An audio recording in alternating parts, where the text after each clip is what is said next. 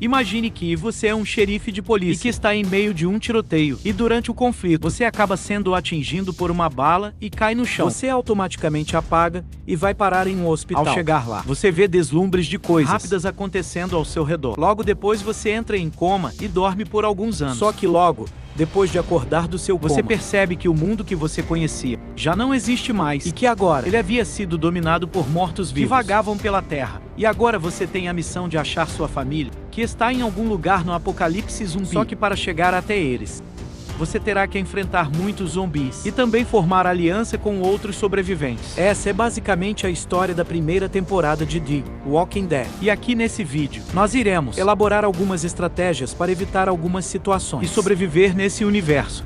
Então, se você pediu muito por esse vídeo, já vai logo metendo o like, sem mais enrolação. Partiu o apocalipse.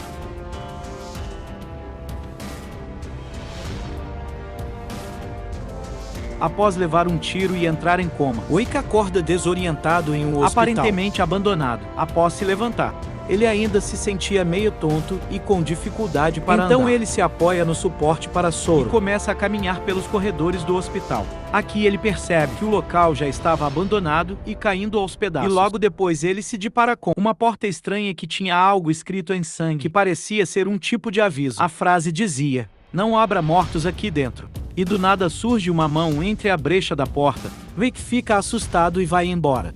E após sair do hospital, Rick se depara com diversos corpos embalados em sacos plásticos pelo chão. E ao caminhar por esses corpos, dava para sentir o odor que isolava dos cadáveres. E ao sair daquele lugar, o que caminha pela cidade acaba encontrando uma bicicleta largada no chão. E perto dessa bicicleta, havia um zumbi cortado ao meio, que automaticamente começa a rastejar em direção ao Rick.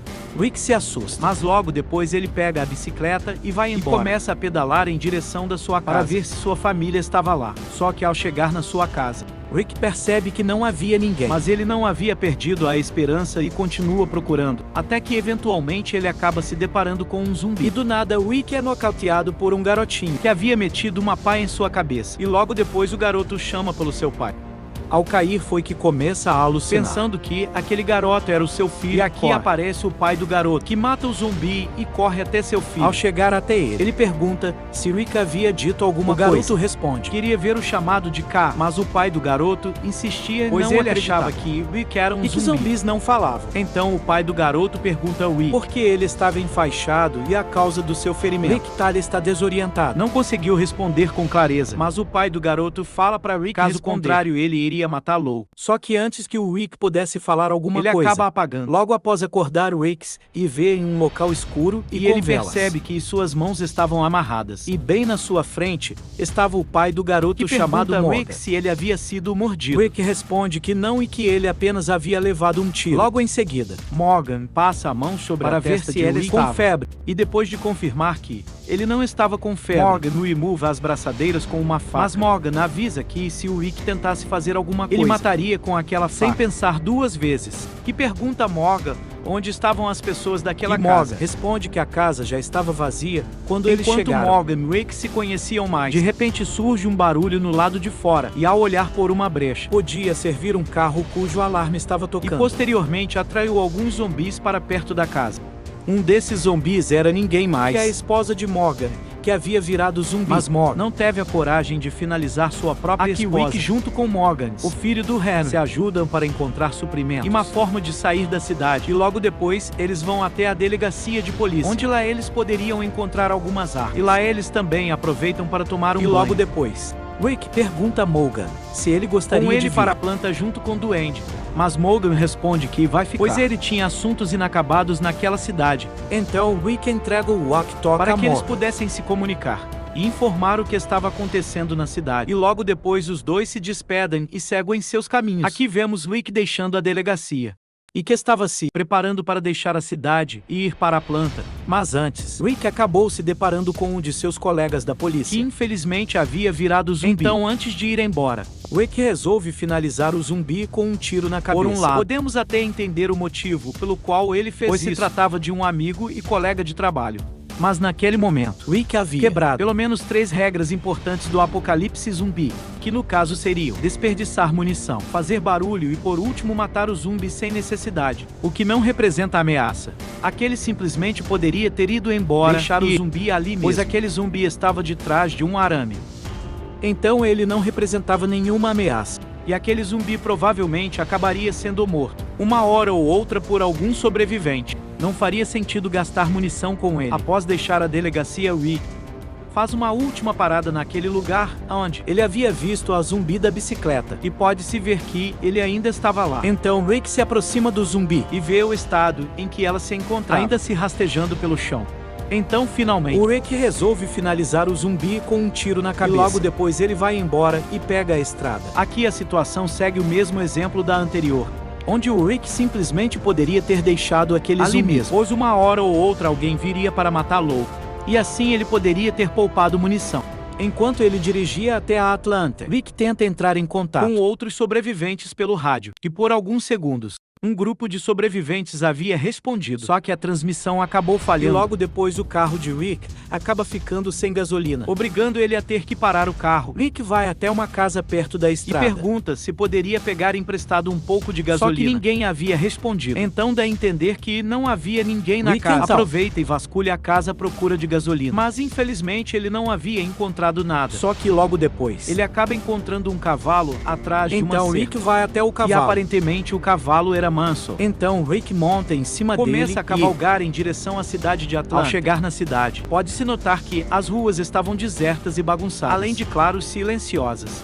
Só que de repente, Rick acaba escutando um barulho, e ao olhar para um prédio, Rick acaba avistando um helicóptero sobrevoando a cidade. Então ele cavalga às pressas em direção ao helicóptero. Só que ao chegar no prédio, Rick acaba se deparando com uma ordem gigante de zumbis que aparentemente não comiam nada há semanas. Então eles automaticamente começam a correr em direção ao... Por incrível que pareça, os zumbis de The Walking Dead já foram rápidos, pelo menos durante a primeira temporada.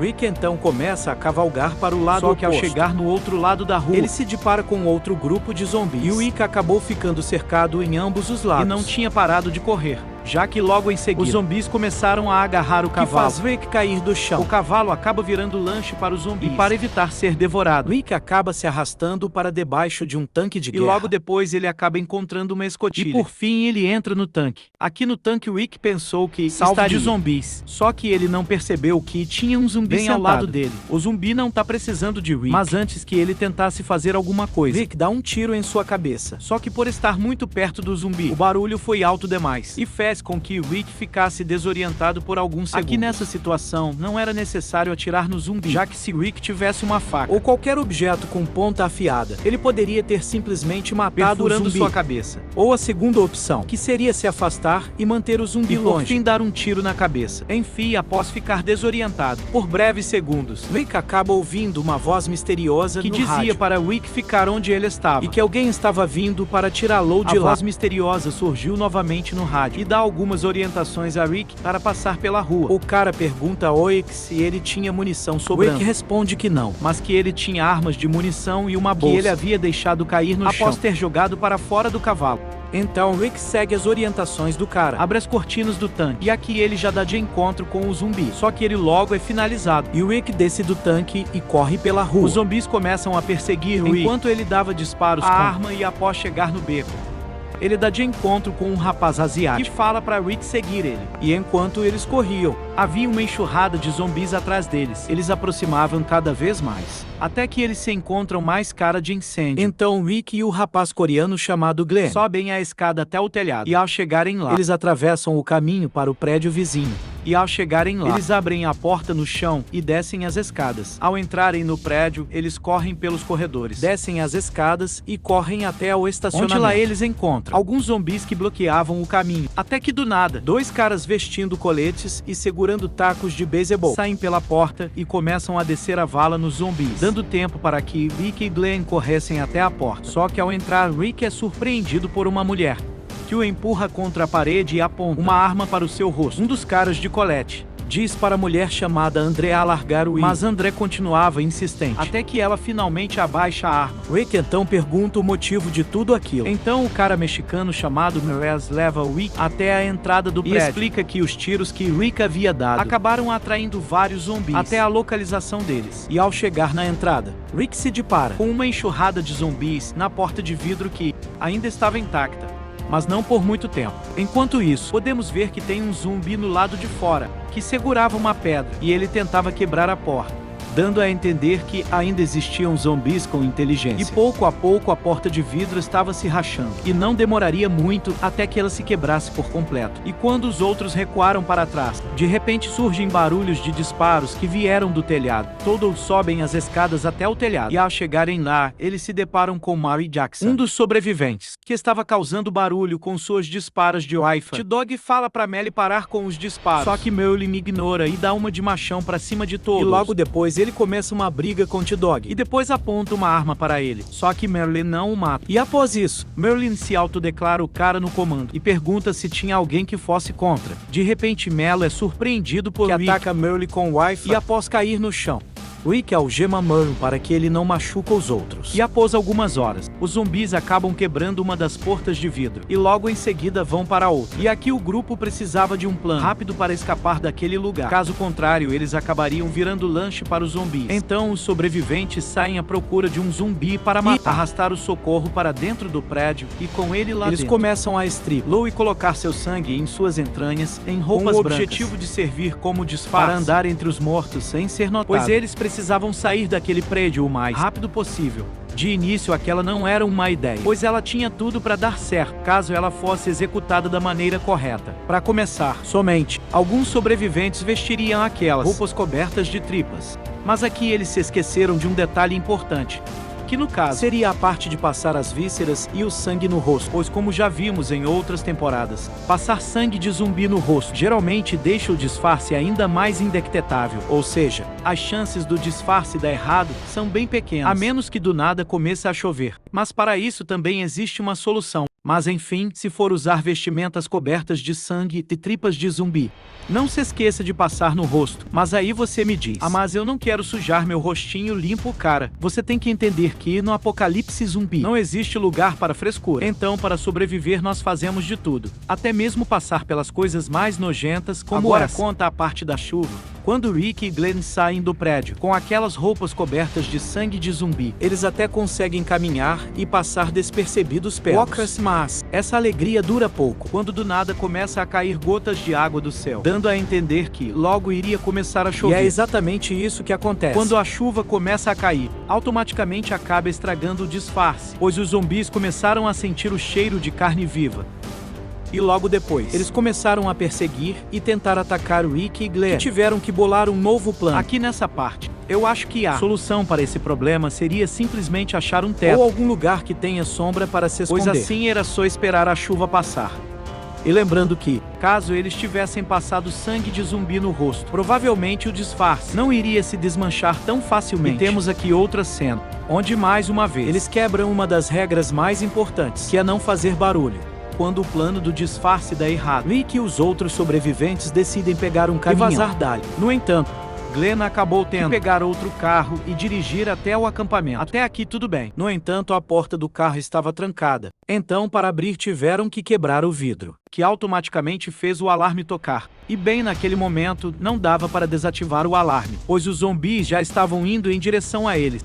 Então, enquanto Rick e os outros pegaram o caminhão, Glenn pegou o carro, mesmo com o alarme ainda tocando, e dirigiu em alta velocidade. Mas aquela pode não ter sido uma boa ideia. E aqui vão alguns motivos. Primeiro que quando Glenn havia chegado ao acampamento, o alarme ainda estava tocando. Ou seja, é muito provável que alguns zumbis nas proximidades possam ter ouvido barulho. Não só zumbis, mas também pessoas de má índole. Então, Glenn Milk acabou entregando a localização do acampamento.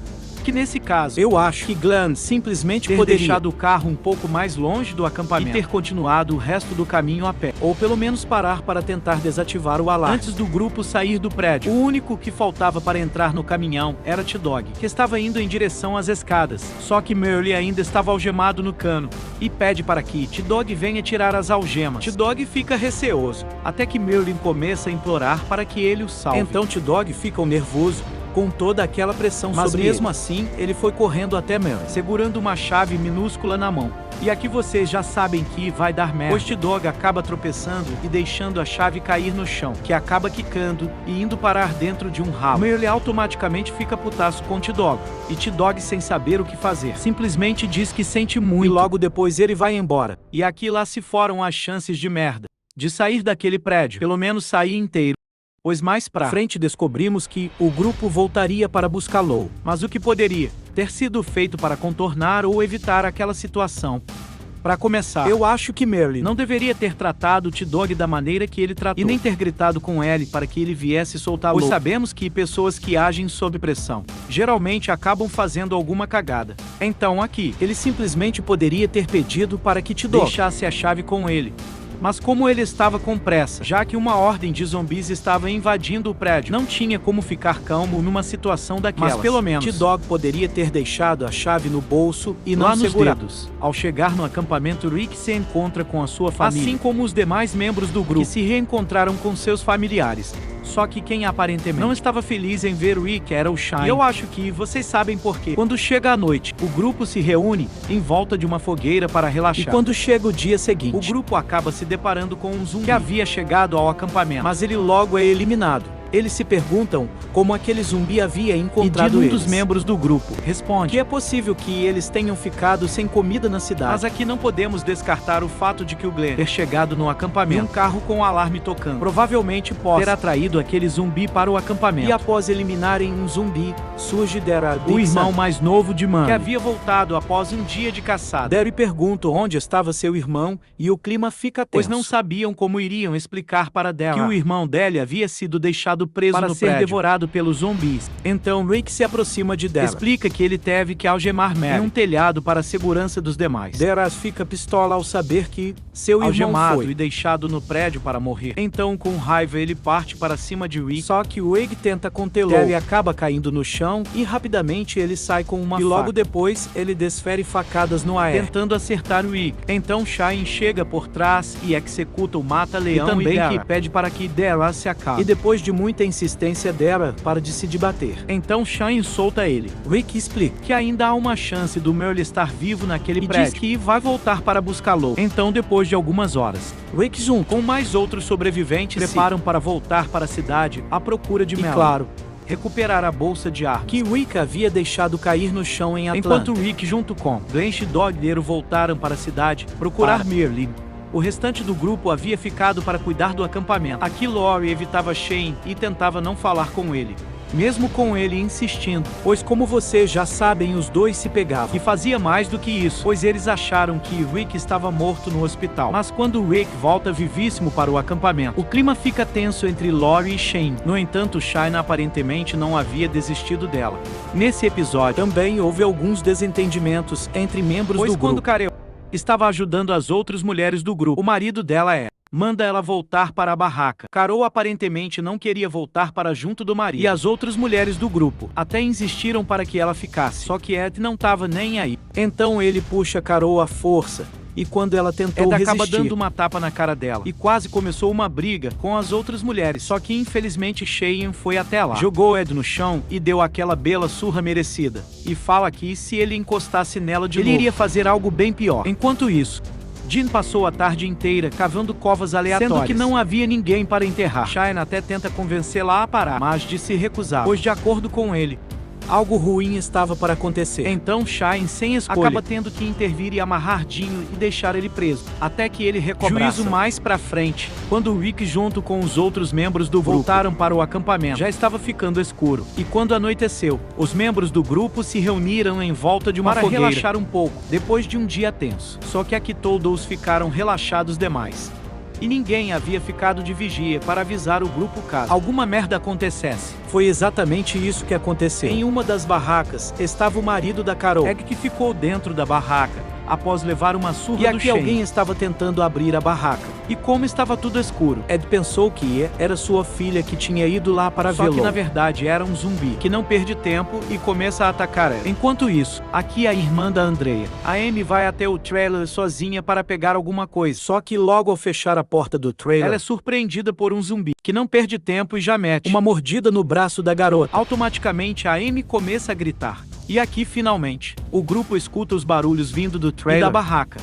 E o resto, você já sabe o que acontece. Basicamente, o grupo do Rick entra em conflito com os mortos-vivos. E alguns até acabaram sendo mordidos. E eles ficaram nessa luta até o amanhecer. Quando já estava amanhecendo, alguns dos sobreviventes juntaram todos os zumbis em um amontoado. Logo depois tacaram fogo para se livrar dos corpos. E nesse confronto com os zumbis, apenas uma pessoa morreu, que no caso foi a irmã da Andrea. Só que depois de algumas horas, ela volta à vida como zumbi. E logo depois descobrimos que Jean também havia sido mordido. Mas como essa situação poderia ter sido evitada? Bem, primeiro temos que voltar para a cena do carro, pois de certa forma, ela contribuiu para que o ataque zumbi acontecesse. Quando Glenn retornou para o acampamento, dirigindo aquele carro esportivo com o alarme tocando, é muito provável que os zumbis tenham ouvido o barulho e seguirão até chegar no acampamento. No momento em que ele havia retornado, a primeira coisa que eles deveriam ter feito era ter dado fora daquele lugar o mais rápido possível, pois ele já não era mais seguro. E até dá pra entender por que eles escolheram aquele lugar para se esconder, pois lá tinha um riacho e ficava em uma região isolada. Mas mesmo que fosse de difícil acesso, os zumbis ainda achariam um jeito de chegar até lá. Então, eu ainda acho que eles deveriam ter deixado o acampamento. Outra coisa é a cena que acontece durante a noite, quando o grupo se reúne, volta de uma fogueira para relaxar. Aqui o Verge, que eles nem se deram trabalho de colocar pessoas para ficar de vigia, pois como já havíamos visto em outros filmes e séries, quando as pessoas ficam relaxadas demais em pleno apocalipse, a receita para a merda acontecer. Aqui eles deveriam ter colocado pelo menos 2 ou até mesmo 3 pessoas para ficar vigiando o local e trocando entornos, pois nunca se sabe o que pode acontecer. Então é sempre bom estar preparado. Enfim, após descobrirem que Dean foi mordido, todos começam a olhar estranho para ele. E Darwin manda ele tirar a camisa para mostrar a mordida. Só que Dee se recusa e aponta uma pá para eles, mandando eles se afastarem. Então o T-Dog segura os braços dele. E Darwin levanta a camiseta, mostrando a marca de mordida no abdômen de confirmando que ele havia sido mordido. O grupo se reúne para pensar no que vão fazer com Dee. Dar sugere que eles deveriam executá-lo, mas o Rick fala que Dee não era uma pessoa ruim e que deveria haver outra solução. Logo depois, Rick sugere que eles deveriam ir para o CDC, que é a sigla para Centro de Controle de Doenças, e disse que lá é um lugar à prova de doenças, e que poderia encontrar abrigo, e que poderia ser a única esperança para Dee.